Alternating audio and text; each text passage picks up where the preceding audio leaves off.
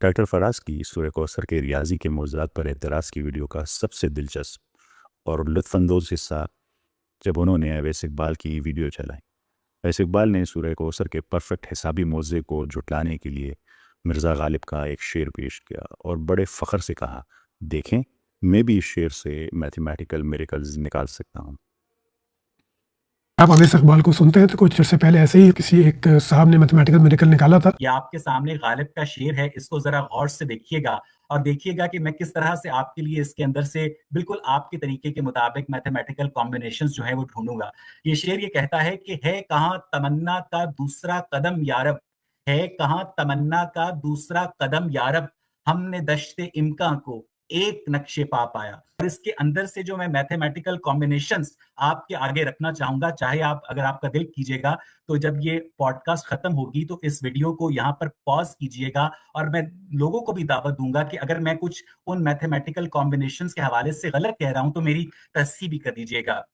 یہ جو شعر ہے کہاں تمنا کا دوسرا قدم یارب، ہم نے دشت امکان کو ایک نقشے پا پایا، اس میں کل حروف تہجی ہیں، آپ چاہے گن لیجئے 49۔ پہلے مصرے میں جو حروف تہجی ہیں ان کی تعداد ہے 23۔ نہیں اویس صاحب، یہ 23 نہیں ہے، یہ 24 ہے۔ آئیے ذرا خود گن کر دیکھتے ہیں۔ ہے میں 2، کہاں میں 4، تمنا میں 4، کا میں 2، دوسرا میں 5، قدم میں 3، یا میں 2، رب میں 2، یہ کل ملا کر 24 حروف بنتے ہیں، 23 نہیں بنتے۔ اویس صاحب کی پہلی گنتی ہی غلط ہو گئی۔ چلے آگے سنتے ہیں کیا کہتے ہیں۔ دوسرے مصرے میں جو حروف تہجی ہیں ان کی تعداد ہے 26۔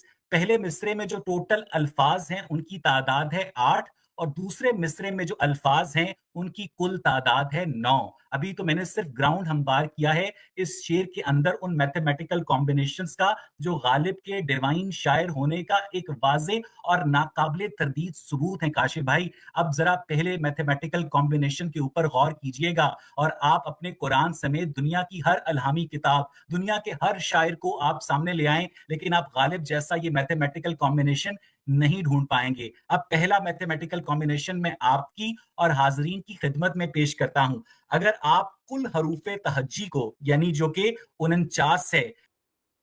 بالکل نہیں اویس صاحب، یہاں بھی آپ غلط ہیں، یہ 49 نہیں 50 بنتے ہیں۔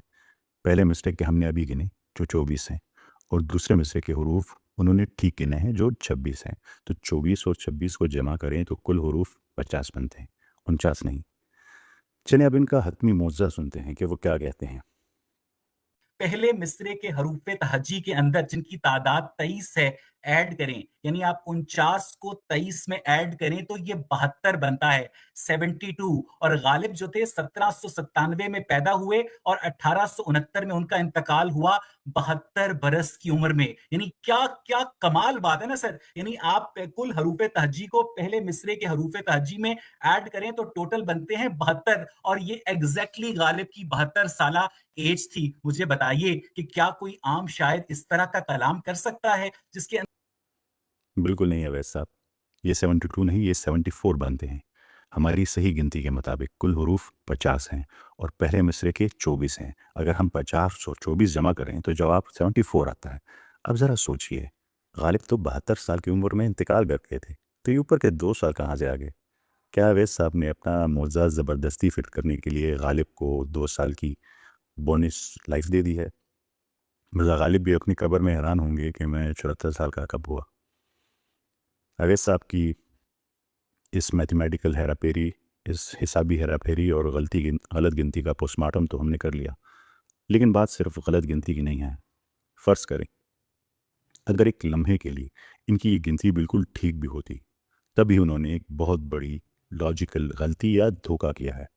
آئیے میں آپ کو انتہائی آسان الفاظ میں 2 اہم ٹرمینالوجیز اصطلاحات کے ساتھ اس دھوکے کا فرق سمجھاتا ہوں۔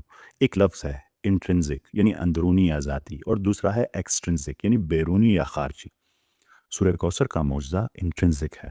سورہ کوثر میں 10 کا جو حصہ بار بار آ رہا ہے، ہر آیت میں 10 الفاظ، 10 منفرد یونیک ورڈز، ہر ری کی 10ویں پوزیشن وغیرہ، وہ اس کلام کے اپنے اندرونی ڈھانچے کا حصہ ہے، یعنی وہ انٹرنزک ہے۔ یہ سورت کی ایک خاص انٹرنل سٹرکچر سیمیٹری، اندرونی توازن ہے۔ اس سے ثابت کرنے کے لیے ہمیں قرآن سے باہر کسی دوسری تاریخ کی کتاب یا کیلنڈر کی ضرورت نہیں پڑتی۔ غالب کے شعر کی گنتی ایکسٹرنزک ہے، اویس صاحب نے غالب کے شعر کی گنتی کو جن چیزوں سے جوڑا، جیسے غالب کے پیدائش کا عیسوی کیلنڈر 1797، یہ سب ایکسٹرنزک ہے، یعنی بیرونی ہے اور غیر متعلقہ ان ریلیٹڈ تاریخی اعداد و شمار ہیں، یہ آربیٹری ہسٹوریکل ڈیٹا ہیں۔ ان تاریخوں کا شعر کے الفاظ یا اس کے اندرونی ڈھانچے سے کوئی تعلق نہیں، انہوں نے بس نمبر نکالے، انہیں زبردستی آپس میں جوڑنے کی کوشش کی۔ اب سمجھ گئے انٹرنزک اور ایکسٹرنزک کا فرق؟ کسی کلام کے اپنے اندر کے ایک مکمل متوازن پیٹرن، یعنی انٹرنل سیمیٹریکل پیٹرن کا ہونا ایک ادبی اور حسابی شاہکار ہے، یہ ایک لٹری جینیس ہے جو کہ سورہ کوثر میں ہے، لیکن زبردستی حروف گن کر انہیں کسی بیرونی کیلنڈر، ایکسٹرنل کیلنڈر یا مرنے جینے کی تاریخوں سے جوڑنا کوئی معجزہ نہیں، بلکہ محض زبردستی کا علم اعداد یعنی فورسڈ نیومیرولوجی ہے۔ اویس صاحب، مجھے جس ٹیکساس شارپ شوٹر فیلسی کا تانا ڈاکٹر فراز نے دیا، در حقیقت وہ خود اس منطقی دھوکے کا شکار ہو گئے ہیں۔ سورہ کوثر کی میتھمیٹکس اپنے اندر ایک مکمل ہیش الگورتھم ہے، جبکہ غالب والی مثال محض نمبروں کی ایک بیرونی جگاڑ ہے، ایک ایکسٹرنل مینیپولیشن ہے جو اپنی پہلی گنتی میں ہی فیل ہو گئی۔ ذرا اس ستم ظریفی کو اور کلام الہی کی طاقت پر غور کریں۔ یہ ملحدین، یہ ایتھیسٹ جو دن رات پورے قرآن کریم پر اعتراض کرتے ہیں، جو 6000 سے زائد آیات پر بڑے بڑے سوالات اٹھانے کا دعویٰ کرتے ہیں، جب میں نے ان کے سامنے چیلنج کے طور پر قرآن کریم کی سب سے چھوٹی محض 3 آیات رکھی، تو کیا نتیجہ نکلا؟ ان 3 آیات کے اندر موجود درجنوں میتھمیٹیکل لاجیکل میریکلز کا وہ جواب ہی نہ دے سکے۔ ان کی ساری عقل، ان کی ساری منطق، ان کی ساری ریسرچ اس صورت کے بے عیب ڈیزائن کے سامنے ڈھیر ہو گئی، اور وہ صرف ایک الف پر آ کر پھنس گئے۔ اور سبحان اللہ، آج کے اس علمی منطقی پوسٹ مارٹم کے بعد ان کا وہ ایک کلوتا الف کا اعتراض بھی مکمل طور پر بے بنیاد، کمپلیٹلی بیس لیس، کھوکھلا اور ریت کی دیوار ثابت ہوا۔ اور سورہ بقرہ کی بات، یہ ہے قرآن کریم کی طاقت، کہاں 6000 آیات کو چیلنج کرنے کے دعوے اور کہاں محض 3 آیات کے سامنے یہ علمی بے بسی۔ پر ان جیسے لوگ آپ کے ذہنوں میں وسوسے ڈالتے رہیں گے جب تک آپ ان پر یقین کرتے رہیں گے۔ یہ لوگ آئیں گے، آپ کے دلوں میں وسوسے ڈالیں گے، اور آپ کا کام یہ ہے کہ آپ نے کبھی ان کے وسوسوں میں نہیں آنا۔ آپ کا رب عظیم ہے، اس کی کتاب عظیم ہے، اس کا پیغمبر عظیم ہے، اور ذرا سا غور و فکر سے آپ ان کے تمام بیس لیس ایلیگیشنز اور آبجیکشنز کو ہٹا سکتے ہیں۔ ہماری خواہش یہ ہے کہ ان کو بھی اس سے ہدایت ملے، ورنہ تو جن لوگوں کو یہ گمراہ کر رہے ہیں، جن کے دلوں میں شک ڈال رہے ہیں، یہ یاد رکھیے گا، میں بار بار آؤں گا وہ شک ان کے دل سے ہٹانے، انہیں دین کے قریب کرنے، اور آپ کو بھی، ڈاکٹر فراز کو بھی، اویس اقبال کو بھی، اور جان کو بھی۔ میں تمام انسانوں کو ایک ہی گروپ سمجھتا ہوں، اور چاہتا ہوں کہ وہ سیدھے راستے پہ آئیں، اس راستے پر جس میں کامیابی ہے دنیا اور آخرت کی۔ پر ہم صرف کوشش کر سکتے ہیں، باقی ان کی فری ول ہے، آنا چاہیں تو آئیں، نہ آنا چاہے تو نہ آئیں۔ آپ سب کا بہت شکریہ۔